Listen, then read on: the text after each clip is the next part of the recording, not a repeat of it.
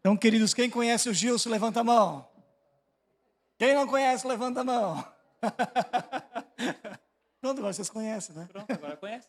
Para quem conhece, esse é o Gilson. Para quem não conhece, esse é o Gilson. Certo? Prazer. Queridos, o Gilson e a Diane são pastores em Joinville. E ele também é presidente da Conriel Sul, né? A convenção na região. Tem presidentes por região. E da região sul, ele é o nosso querido presidente. Né? E ela é a primeira dama. Então, então, queridos, hoje está conosco, passou o dia com a gente aí e vai compartilhar uma palavra com a gente. Amém? Está com o coração aberto? Quer dar uma saudação para a igreja antes do marido? Graça e paz, irmãos. Eu sou a Diane do Gilson. E eu sou o Gilson da Diane, então, né?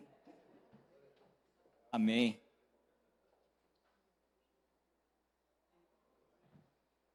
Boa noite, igreja. Graça e paz. A gente chegou cedinho, então algumas pessoas cumprimentamos, mas depois foi chegando, né? E é uma alegria, querido, estar aqui. A gente já esteve por aqui algumas vezes, mas nunca para ficar para o culto assim e participar mais e estar mais interagindo mais, né? E a gente já estava um tempo querendo vir, passamos o dia, uma boa parte do dia, antes do meio-dia ainda com o André e com a Dori, foi uma bênção, né? Ele queria que a gente viesse ontem à noite já para dormir e tudo, mas não deu. Quem sabe uma próxima, né, André? Diz que o quarto já está separado lá.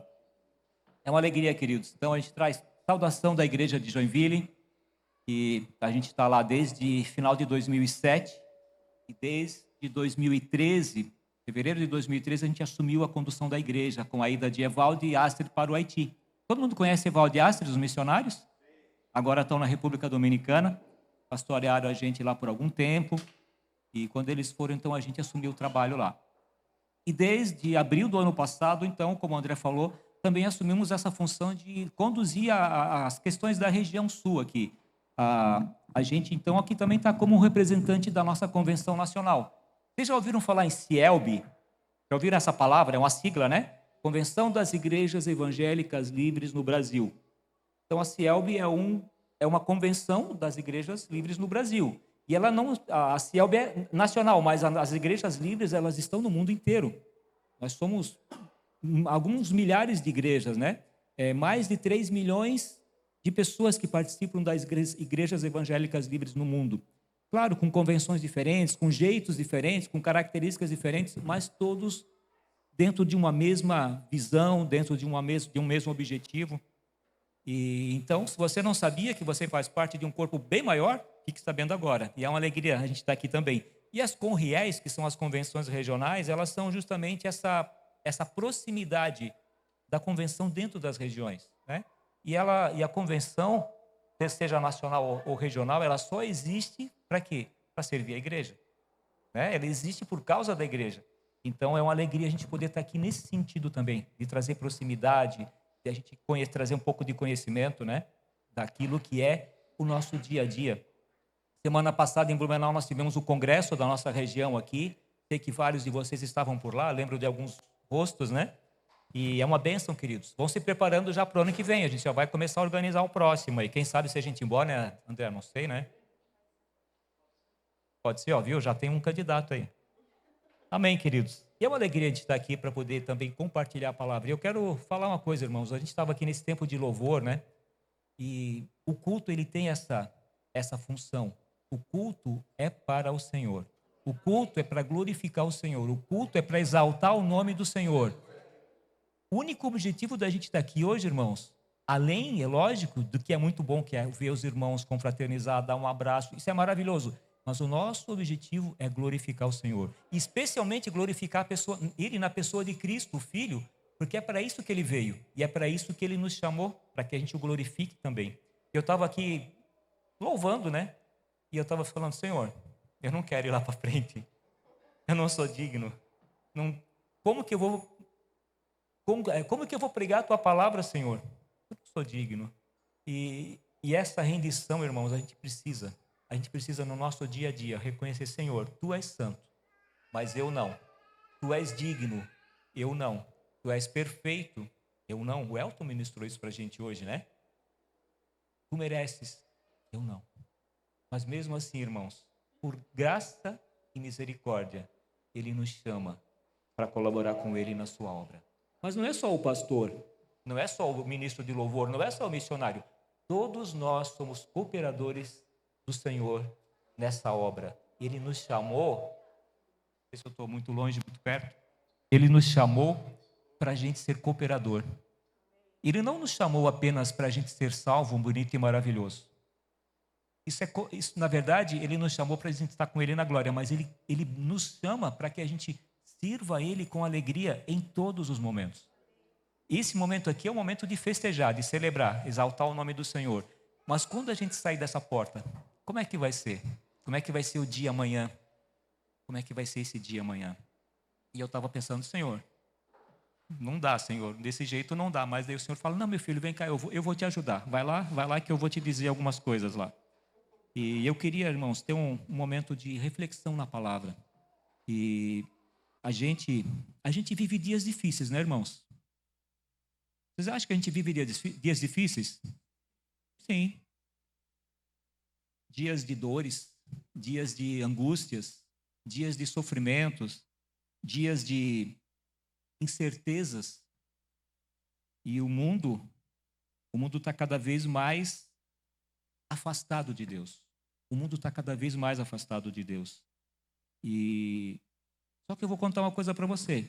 Isso não é privilégio nosso, tá? Desde que o mundo é mundo, essa angústia está no coração do homem, porque longe de Deus ninguém tem paz. Longe de Deus não há esperança.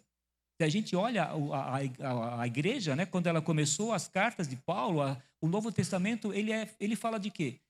De lutas, de dificuldades, de apreensões, claro, de muita alegria, de salvação, de glórias ao Senhor, mas ele demonstra que a vida seguindo a Deus, ela não é uma vida simples, ela não é uma vida fácil, ela é uma vida boa, ela é uma vida de alegria, uma vida maravilhosa, mas ela traz as suas lutas e as suas dificuldades. Não à toa Jesus disse, aquele que quer me seguir, negue-se a si mesmo, tome a sua cruz, então me siga. Sem fazer isso, não tem como seguir Jesus. E no meio disso tudo, irmãos, a gente vê o mundo, né, sem esperança, sem fé, sem referenciais, e ele começa a buscar alguma coisa a que se apegar. E aí começam a surgir filosofias, começam a surgir movimentos, começam a surgir coisas como, por exemplo, o humanismo. Você sabe o que é o humanismo? É colocar o homem no centro de tudo. Antropocentrismo. Antropo, né, de homem, de ser humano, no centro de todas as coisas. São movimentos que vão acontecendo. O humanismo começou lá para o século XVI, por ali, na Europa, com os movimentos do renascentismo, dentro da cultura, né, da arte, e foi fazendo o quê? Foi tirando o homem do centro da vontade de Deus, e foi afastando Deus. E a Bíblia nos mostra algo diferente. E hoje, se a gente olha, queridos, mesmo dentro da igreja, existem muitas doutrinas distorcidas, dizendo que você é o centro da vontade de Deus, que você precisa estar exaltado porque você é filho do rei. Sim, nós somos filhos do rei Jesus, nós somos filhos do Deus Altíssimo, do Todo-Poderoso, mas você não é o centro do universo. Se você achava que era, desculpe eu dar essa notícia, né? Eu não queria estragar a noite de ninguém, mas eu preciso fazer isso. Eu não sou o centro do universo, Jesus é o centro do universo. Amém? Você crê nisso? Amém. Glória a Deus. Porque isso é importantíssimo, irmãos. Se a gente não tem essa perspectiva, a nossa vida de fé ela é vazia. Ela não faz sentido. Ela vai ser uma vida de religião apenas. Eu vou para a igreja, eu dizimo, eu canto, eu abraço o irmão. E é bom, irmãos. Não tem nada contra isso, tá? Pelo contrário, muito a favor disso. Estar no culto, participar da igreja, da comunhão, é fundamental para a gente, né? Fazer o nosso dever cristão, né? Orar, ler a Bíblia, ter comunhão com os irmãos, adorar no momento de cânticos. E adoração não são só cânticos, mas se eu coloco Jesus num lugar que não seja o centro de tudo, a minha fé é vazia. A minha fé vai ser vazia. Eu quero compartilhar uma palavra, irmãos, meditar nessa palavra, no livro de Colossenses, no capítulo 1. Nós estamos, como o André falou no início, nós estamos aí iniciando o que se chama de Semana Santa. E E o foco, não só hoje, não só nessa semana, mas especialmente nesse momento, é glorificar o Senhor, é lembrar de quem Ele é, lembrar do que Ele fez. Se você quiser abrir o livro de Colossenses, capítulo 1.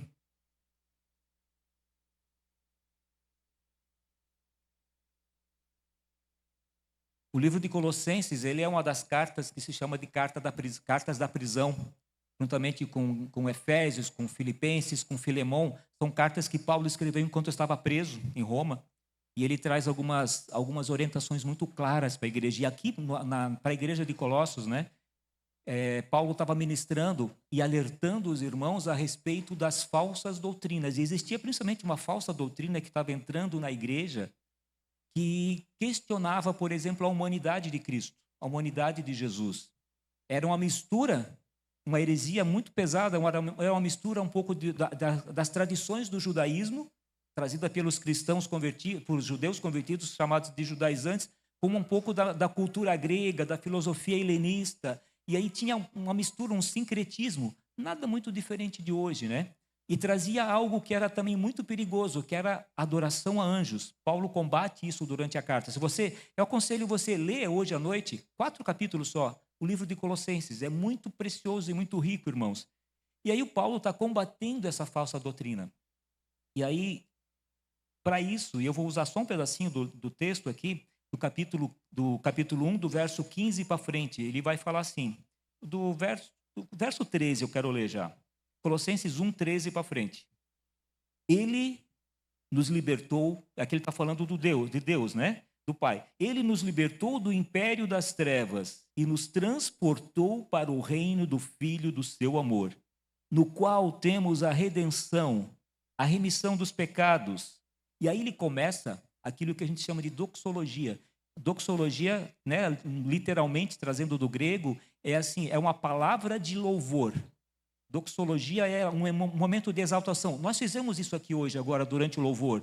Várias pessoas gritando o nome de Jesus, mas não só falando Jesus, Jesus, mas falando, tu és santo, tu és precioso, tu és maravilhoso. Doxologia é isso, é você elevar o Senhor à mais alta altura. E ele começa no verso 15, uma doxologia, ele fala assim, falando de Cristo, este é a imagem do Deus invisível, o primogênito de toda a criação, pois nele foram criadas todas as coisas, nos céus e sobre a terra, as visíveis e as invisíveis, sejam tronos, sejam soberanias, quer principados, quer potestades. Tudo foi criado por meio dele e para ele. Ele é antes de todas as coisas, nele tudo subsiste. Ele é a cabeça do corpo, da igreja, ele é o princípio, o primogênito dentre os mortos, para que em todas as coisas tenha a primazia, porque aprouve a Deus que nele residisse toda a plenitude, e que, havendo feito a paz pelo sangue da sua cruz, por meio dele, reconciliasse consigo mesmo todas as coisas, quer sobre a terra, quer nos céus. E a vós outros, para nós, né? E a vós outros também, que outrora eres estranhos e inimigos no entendimento, pelas vossas obras malignas, agora, porém, vos reconciliou no corpo da sua carne, mediante a sua morte, para apresentar-vos perante ele santos, inculpáveis e irrepreensíveis, se é que permaneceis na fé, alicerçados e firmes, não vos deixando afastar da esperança do evangelho que ouvistes e que foi pregado a toda criatura debaixo do céu, e do qual eu, Paulo, me tornei ministro. Irmãos, se o mundo não tem esperança, nós temos esperança. Se o mundo não tem mais fé, nós temos fé. Se o mundo não tem mais referencial, nós temos referencial. E quem é? Jesus. O único é o Filho de Deus. O referencial não é o pastor. O referencial não é o apóstolo. O referencial não é ninguém desse mundo, queridos. O nosso referencial é Cristo. Isso não quer dizer que nós não possamos ter pessoas no qual a gente se espelha nesse mundo. Podemos sim, queridos, podemos. A gente sempre tem alguém que a gente olha e a gente vê, poxa, que vida bonita, que legal, como eu admiro a conduta daquela pessoa, daquele homem, daquela mulher, daquele irmão, daquela irmã. do pastor. Eu conheço o André desde ele me viu a minha conversão. Ele converteu um pouquinho antes de mim, né? 91, né? Eu e a Diane nos convertemos em 92, lá na igreja em Blumenau. Mas a gente é contemporâneo. E eu vou falar uma coisa para vocês, irmãos. Ele não pediu, tá? Não é rasgação de seda. Esse jeitinho dele assim, ó, sóbrio, tranquilo, equilibrado, não é de agora. É claro que o Senhor foi moldando e aperfeiçoando, mas é desde aquela época. Esse jeitinho, uma pessoa, eu não falei para ti antes, eu queria ter falado, mas eu admiro muito você, André, o teu jeito de conduzir as coisas. Glória a Deus por isso, irmãos. É verdade. E eu falo isso, queridos, não para exaltar Ele, para exaltar o Senhor, porque é Ele que faz isso na gente. É Ele que nos transforma. Né? O Elton falou isso mais de uma vez aqui. É Ele que muda o coração, é Ele que nos transforma, é Ele que nos faz, como o Ricardo falou, né? Quem seríamos nós sem o Senhor? É Ele que vai nos moldando dia a dia. E aquilo que nós somos hoje, não é porque nós somos bons, é porque Ele é bom. E Ele faz as coisas acontecerem. Mas é Ele que coloca também o desejo, né? As coisas que Ele já planejou para nós. Eu estava compartilhando com o André hoje, né? Que eu nunca pensei em ser pastor. Nunca desejei ser pastor, mas eu gostava de pastorear vidas. Sempre fiz isso, desde a conversão. Mas eu nunca quis ser pastor de igreja. Eu nunca quis ser presidente da Conreal. Mas eu estava lembrando, há um tempo atrás, eu até compartilhei hoje, do nosso tempo que a gente estava junto, né? Quando a gente foi para Joinville, o pastor Evaldo, né? Estava lá pastoreando a igreja e eu nunca imaginei ia pastorear um dia, tal. Mas a gente sempre trabalhou com vidas. Aí ele, falando de ministério, de sonhos, tal, eu falei, olha, eu nunca pensei em ser pastor, coisa assim, mas eu tenho um desejo, não sei, algo que está lá no meu coração, de pregar em igrejas. Assim, não pregar na igreja em si, mas pregar em igrejas, não sei porque tinha aquela na minha mente aquilo. E pastorear pastores. Mas assim, loucura, né? Nunca vou ser pastor, como é que eu vou fazer um negócio desse? Quando aconteceu e Deus trouxe a gente para esse ministério agora dentro da regional, eu lembrei disso. E, na verdade, não era um desejo, mas talvez era Deus já colocando lá dentro, falando no coração. Porque senão a gente vai levando a vida pelo nosso jeito, pela nossa mente, pelas nossas vontades e desejos apenas. Mas é Deus que vai nos moldando. Só que para isso a gente tem que estar com o coração aberto. E aqui o Paulo ele está trazendo, combatendo aquela heresia, aquelas falsas doutrinas, ele está apresentando o quê? Cristo. Vamos combater algo que está errado em relação à doutrina bíblica? A gente apresenta Cristo, porque Ele é o perfeito. Ele é a base, Ele é o verbo de Deus. O apóstolo João fala lá em João, né, no Evangelho de João, no princípio era o verbo, a palavra, o Logos de Deus. E ele estava com Deus e ele era Deus. Tudo o que foi feito por meio dele. E aqui o Paulo vai falar a mesma coisa em outras palavras. Então o Paulo está falando, é como se Paulo estivesse falando para a igreja dos Colossenses. Olha, essa doutrina falsa que está entrando, ela é contra tudo aquilo que Deus é. E eu vou mostrar para vocês, falando a respeito dele. A melhor forma é exaltar o nome de Cristo. E, irmãos, a gente enfrenta muitas contrariedades na vida. E como crente, mais ainda, muita contradição, muita contraponto das pessoas em relação à nossa fé. Pessoas que falam mal da igreja, pessoas que falam mal de pastores, falam mal de todo mundo. Mas isso não importa, irmãos. Porque nós sabemos o Deus a quem nós servimos. Amém, queridos? Se nós somos perseguidos por causa da palavra, por causa do nome de Jesus, a Bíblia diz que nós devemos nos alegrar por isso, que não seja por causa dos nossos erros, mas que seja porque nós servimos a Cristo, então. Aí o Paulo ele começa a falar, olha, vocês foram libertos das trevas, vocês foram tirados de um mundo de trevas, e Deus, o Pai, fez isso e transportou vocês para o reino do seu Filho de amor, para o reino da luz. E aí ele começa a falar um pouco desse rei, desse reino. Este é a imagem do Deus invisível. Você já viu Deus? Como assim, não? Você nunca viu Deus? Não? Por quê? Ele é invisível. Deus é espírito. Ele não é palpável como nós. Mas ele se fez assim para que o ser humano pudesse vê-lo. Jesus falando para os discípulos, ele fala assim: quem vê a mim, vê o Pai. Filipe é um dos que perguntou para ele: Jesus, mostra-nos o Pai. Ele falou: Filipe, eu estou com vocês tanto tempo e vocês nunca me viram? Como assim? Quem vê a mim, vê o Pai. É o que o Paulo está falando aqui. Ele é a imagem do Deus invisível. O autor de Hebreus, logo no capítulo 1, ele faz algo parecido. Ele fala, ó, nele reside toda a divindade. Se você quiser abrir o primeiro capítulo de Hebreus ali, logo nos primeiros versos, ele vai falar que Jesus, nele está personificada toda a divindade. Jesus é a imagem do Deus invisível. Por que você acha que a Bíblia combate tanto a idolatria? O que é idolatria, na verdade? É quando eu coloco algo ou alguém no lugar que é de Deus. Deus tem o seu lugar. É o centro do universo.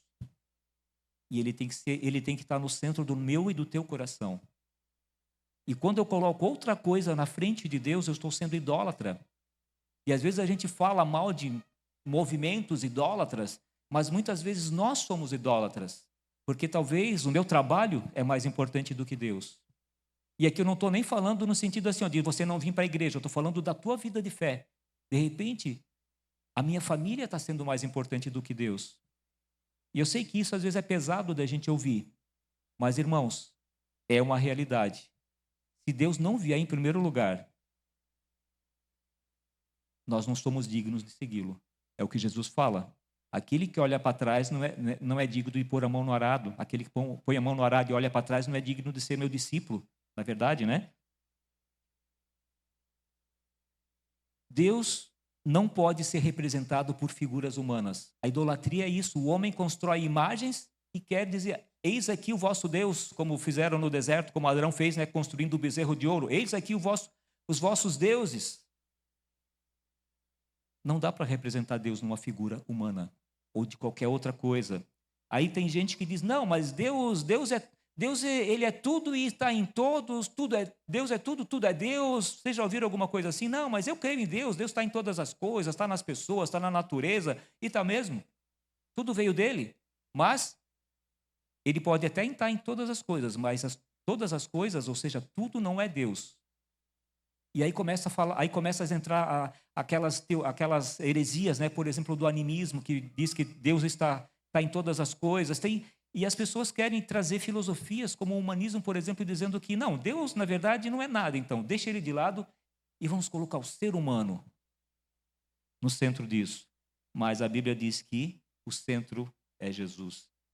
Então, Jesus é superior, irmãos. E esse texto, se a gente fosse dar um título, tem algumas Bíblias que inclusive têm títulos, ele fala da supremacia de Cristo. Supremacia é quando aquilo que está sendo falado e mostrado é melhor, maior, superior a todas as outras coisas. Então, Cristo, ele é maior, melhor e superior a tudo aquilo que você possa imaginar. E aqui a primeira coisa que Paulo fala, que Cristo, ele é a imagem do Deus invisível. Que tipo de imagem que ele traz? A imagem física de Deus? Não, mas ele traz o caráter de Deus. Deus é amor. Amém? João fala isso. Deus é amor, mas o amor não é Deus. Deus é amor. Jesus representa o amor de Deus, a paz de Deus, a perfeição de Deus, a santidade de Deus, a justiça de Deus. Só Jesus representa isso para nós. Nós não vamos encontrar isso em nenhuma outra pessoa, nenhum outro poder, nenhuma outra majestade, nenhum sistema desse mundo, nada substitui a grandeza de Jesus. Ele é a perfeita imagem do Deus invisível. Deus é espírito e não pode ser visto fisicamente. Mas, por um tempo, Deus se mostrou fisicamente, na forma humana. Jesus demonstrar essa perfeita imagem do Deus invisível. As pessoas tentam representar Deus, mas o único representante de Deus que mostrou Deus como ele é de verdade foi Jesus, o ungido de Deus. Somente Jesus é a perfeita representação de tudo que Deus é: amor, misericórdia, graça, justiça, santidade, perfeição, sabedoria.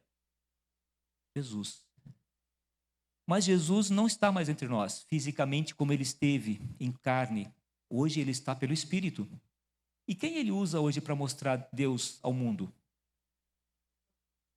Espírito Santo, sim. Mais alguém? A igreja. Agora, talvez isso choque você. Você é a imagem de Deus para o mundo. Você crê nisso? Oi? Nós somos o corpo de Cristo. Somos o sal da terra, a luz do mundo. Como é que Jesus alcança? Como é que Jesus toca hoje no enfermo, numa pessoa? Pelas tuas mãos. Como é que Jesus supre a necessidade de alguém? O Ricardo falou sobre o mantimento. Através das nossas mãos. Nós somos as mãos de Jesus, os pés de Jesus, os olhos de Jesus, os ouvidos de Jesus, a boca de Jesus. A gente precisa crer nisso, irmãos, porque nós somos representantes de Cristo aqui na terra. Isso é um privilégio, mas uma responsabilidade. Ele é a imagem do Deus invisível. E hoje, com toda a nossa indignidade, com toda a nossa pequenez, nós somos seus representantes. Ele nos dá essa graça, ele nos concede esse privilégio.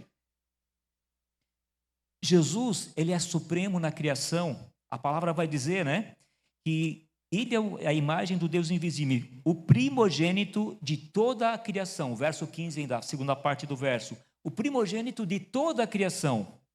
E algumas pessoas distorcem isso dizendo, então, não, Jesus então não é Deus, porque ele foi criado. Não, é nesse sentido. O primogênito é aquele que vem primeiro. Mas aqui é primogênito no sentido de deferência, de honra, de direito. Ele é o herdeiro do Pai.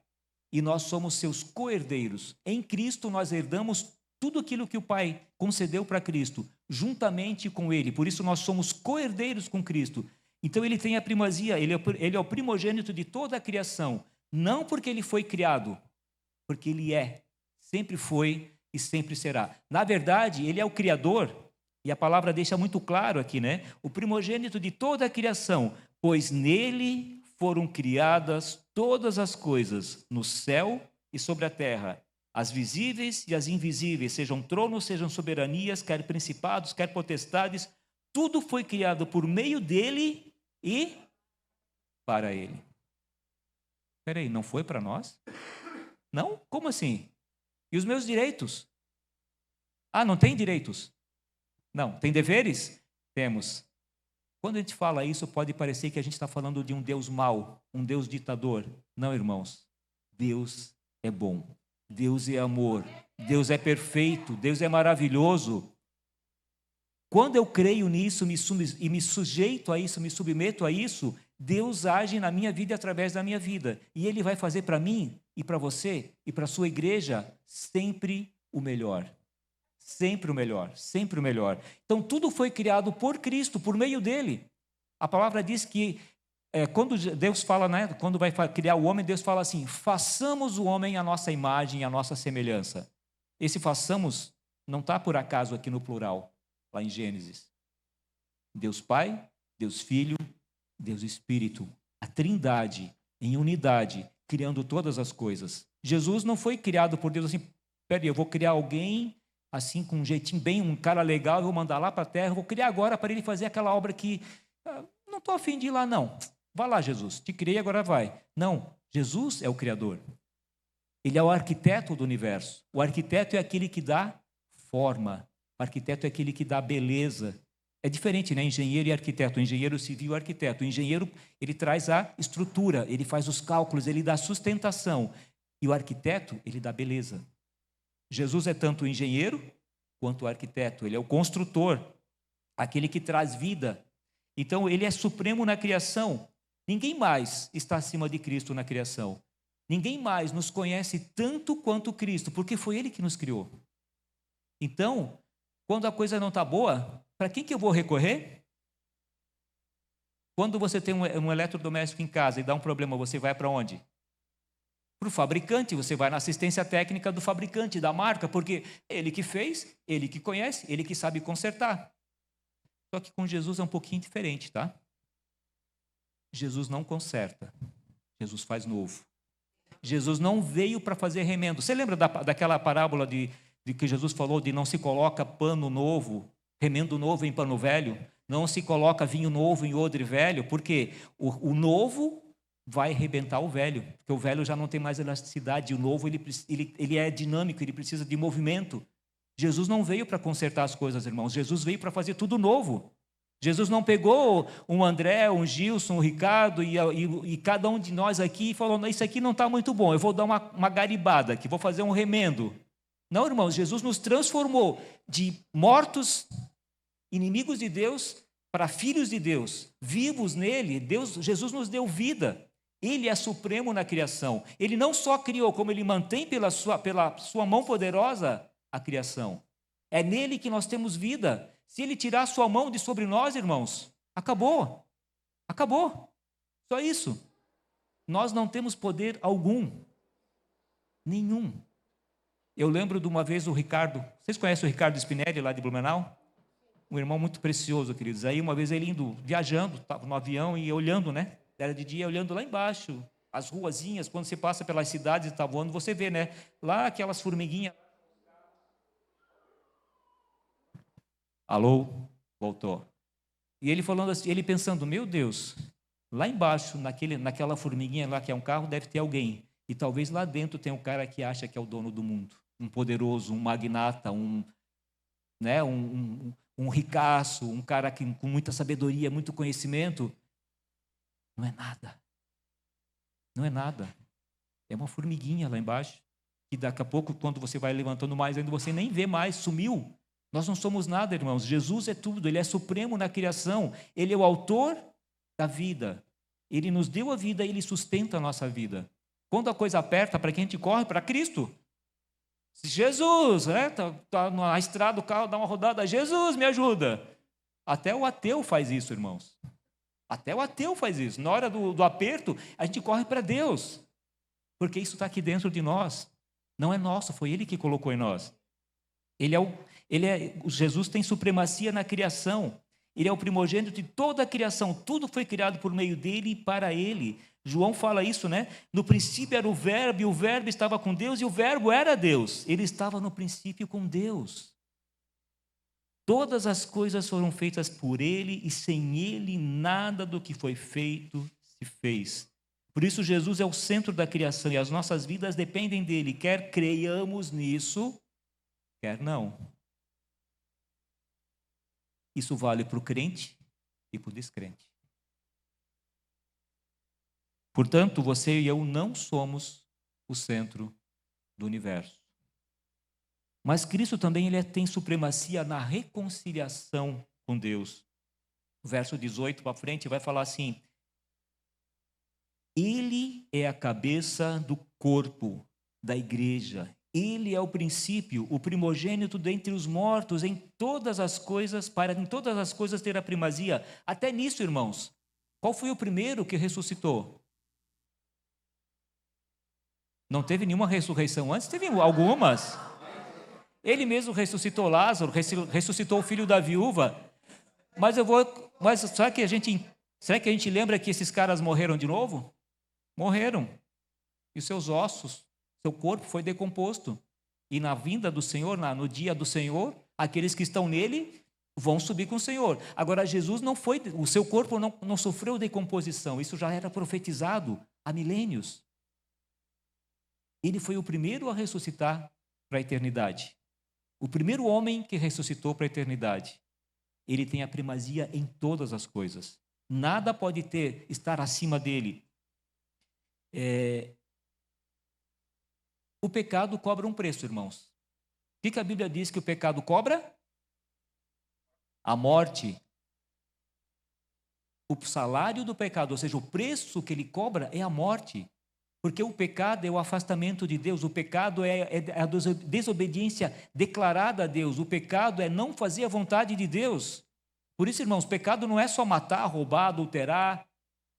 Não é só isso. O pecado é tudo aquilo que me afasta de Deus. E sabe o que me afasta de Deus? A desobediência. Qual foi o pecado de Adão? A desobediência. Cada vez que eu desobedeço a Deus, eu peco. Mas não são esses pecadinhos que a gente comete no dia a dia que nos levam para o inferno. E não é a ausência deles que nos levam para o céu.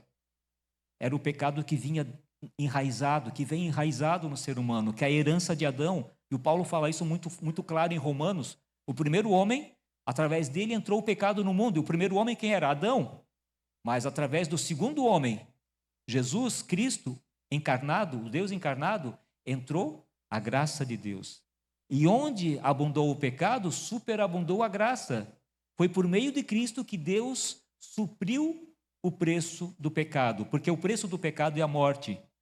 Mas eu, pecadorzinho, ou pecadorzão, morrer na cruz não adiantava nada, irmãos. O meu sangue é impuro. Precisava ser o sangue de um justo. Só Jesus é justo. Só Jesus não pecou. 1 Pedro 2,22 fala assim: o qual não cometeu pecado, nem na sua boca se achou engano. E 2 Coríntios 5,21, aquele que não conheceu o pecado, o fez pecado por nós, para que nele fôssemos feitos justiça de Deus. A gente está celebrando agora nesses dias a Páscoa, né? Não a Páscoa judaica, mas a nossa Páscoa, a nossa passagem de mortos para vivos, de inimigos de Deus para filhos de Deus. E isso se deu por meio do sacrifício de Jesus. Por isso ele tem a primazia na reconciliação. Foi Jesus que Deus, o Pai, usou para reconciliar a nós pecadores com ele novamente. Porque aquele pecado herdado de Adão, ele fazia a separação entre nós. Nós não tínhamos acesso a Deus. Isso nos fazia mortos dos nossos pecados e delitos. E a morte, queridos, não é a morte física, é a morte eterna, é o afastamento eterno de Deus. Todo aquele que não está em Cristo já está condenado, não vai ser condenado, já está condenado. Por isso que só há salvação em Cristo. Por isso ele é supremo, a supremacia está em Cristo, na reconciliação do homem com Deus. A igreja de Blumenau, aí ali na Itopava Norte, que agora tem progresso também, né? E agora tem a imersão também. Lá no congresso a gente recebeu essa igreja, graças a Deus, irmãos muito preciosos, né? Mas a igreja lá na Itopava Norte tem um lema, não sei se ele está ainda na placa lá, reconciliando você com Deus, é isso, né? Como é que é?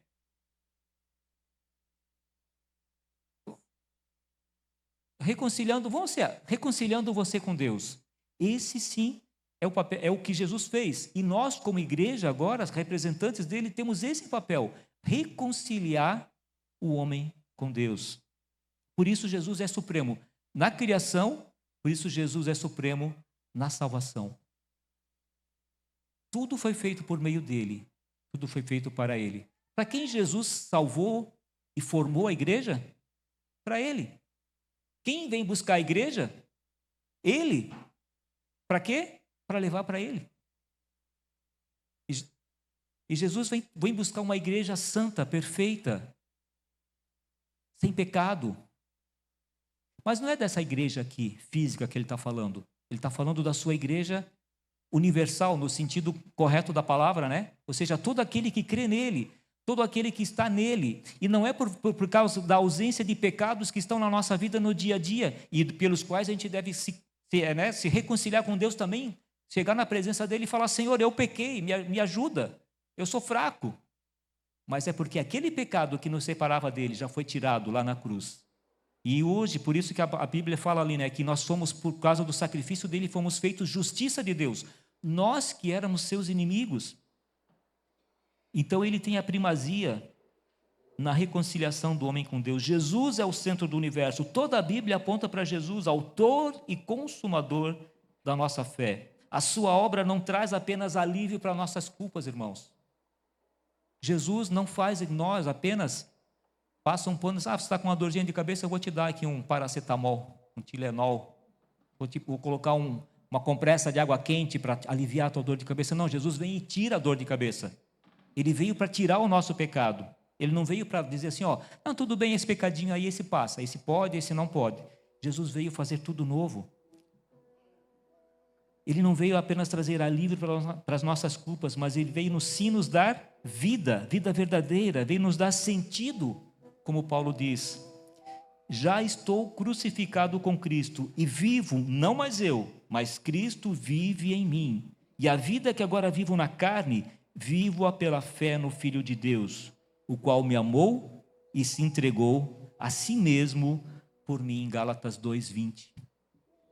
Se nós precisamos de uma esperança, se nós precisamos de uma referência, se nós precisamos de algo para fortalecer a nossa fé, esse é Jesus, nenhum outro.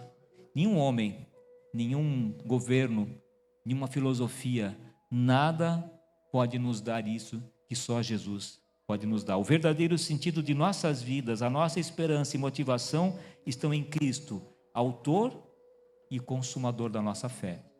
Eu não sei como é que está o teu coração hoje, como é que está a tua vida nesse momento, que fase da vida você está vivendo, quais são as lutas que você passa. Mas uma coisa eu sei, independente do que você está vivendo, Cristo tem supremacia sobre isso também. Cristo está no controle, a igreja é dele. Às vezes a igreja passa por dificuldades e lutas, porque ela é composta por pessoas falhas como nós. Mas Cristo é o cabeça da igreja, é Ele que conduz. Às vezes a nossa família está passando por dificuldade, por problemas, relacionamento, doença, morte, né? Cristo tem supremacia sobre a tua família, sobre a minha família. Talvez você, como pessoa, está passando por um momento de dificuldade, incertezas, dúvidas, desesperança. Senhor, a esperança foi embora, não consigo mais ver esperança, porque tudo que eu tinha de mais precioso, eu perdi. Pensa numa pessoa única que sobra de um acidente de uma família, onde morre todo mundo. Pai, mãe, irmãos. De repente sobra uma criança ali naquela... E a gente vê notícias aos montes disso. Como será que essa vida vai ser? Qual será a esperança que tem lá dentro? Jesus preenche isso, irmãos. Por isso Ele é o consumador da nossa fé. É aquele que nos mantém, aquele que nos sustenta. Nele reside todo o poder. E nele reside todo o amor. Se você precisa de esperança, de consolo, de paz, de alegria, de amor, de bondade, é Cristo. Só Ele pode dar isso. E Ele, às vezes, na maioria das vezes, vai usar teus irmãos e tuas irmãs para trazer essa verdade na tua vida. Num abraço, numa oração, numa ajuda, numa oração que talvez você nem saiba que está acontecendo por você. Ou naquele toque amigo que Ele vem e abraça você.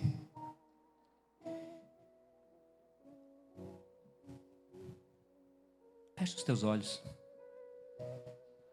Rende a tua vida aos pés desse Cristo maravilhoso, eterno, poderoso, cheio de graça, cheio de compaixão. Reconhece Ele como Senhor. Reconhece que o poder está nele, que a autoridade está nele, que Ele tem a supremacia em tudo, e Ele quer ter a supremacia na sua vida também. Senhor, Tu és santo, Tu és precioso. Nós não somos dignos, Senhor, em nenhum momento. Não é pelo que nós somos, mas é pelo que Tu és. Nós estamos aqui na Tua presença, reunidos como povo do Senhor, buscando entender e reconhecer essa Tua grandeza, Senhor. Nós não conseguimos com perfeição, nos falta entendimento, a nossa mente é pequena, o nosso coração é orgulhoso, somos teimosos, Senhor. E muitas vezes queremos fazer do nosso jeito. Pai, não permita, por favor. Senhor Jesus, toma o nosso coração, molda ele conforme a Tua vontade. Quando estamos teimando contigo por alguma coisa, Senhor, nos repreende, Senhor, nos corrige. Nos mostra o Teu amor, a Tua graça, Senhor, a Tua justiça, todos os dias. Traz esperança, Senhor. Só Tu podes dar para aquele coração que está quebrado, sofrendo, com lutas, com choro, com lágrimas. Traz o consolo, Senhor. Onde talvez esteja faltando um pouco de fé, de acreditar em quem o Senhor é de verdade. Deus, age, Senhor, com poder. Mostra a Tua glória, Senhor. Mostra a Tua glória, Senhor. A Tua presença viva. Aumenta a fé, Senhor. Onde o pecado talvez esteja dominando, Deus. Traz a cura, Senhor. Traz o arrependimento, o reconhecimento. Ministra o teu perdão, Senhor. Mostra a eternidade, Deus. Mostra aquilo que o Senhor tem preparado para cada um de nós. Mostra, Senhor. Nos motiva. Perdoa-nos, Senhor. Perdoa-nos porque somos falhos. Perdoa-nos, Senhor. Eu oro, Senhor, por esses irmãos, irmãs, famílias, amigos preciosos que estão aqui essa noite. Por essa igreja, Jesus. Por essa comunidade local que se reúne para honrar o Senhor, para glorificar o teu nome, Deus. Oro, Pai, para que o Senhor, com a tua boa mão, em nome de Jesus, conceda graça, sabedoria, misericórdia, que aqui nesse lugar, Senhor, seja um lugar de bênçãos, um lugar de curas, um lugar de restauração, um lugar de famílias que são amorosamente restauradas por Ti, Senhor. Um lugar onde vidas são transformadas, pessoas que não creem no Senhor possam ser aqui, Senhor, por meio desse povo, reconciliados contigo, Jesus. E que todos os dias o Teu nome seja glorificado, Senhor. E toda a primazia seja dada a Ti, aqui na terra, como é lá no céu. Essa é a minha oração, Senhor, em nome de Jesus. Amém. Amém.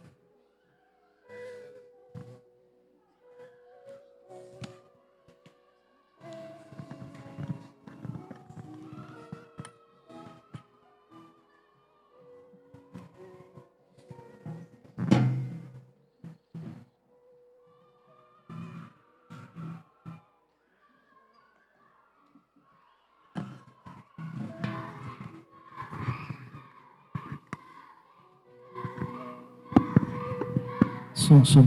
Opa. Voltou a funcionar. Amém, queridos? Glória a Deus, amém? Quem se sentiu abençoado aqui?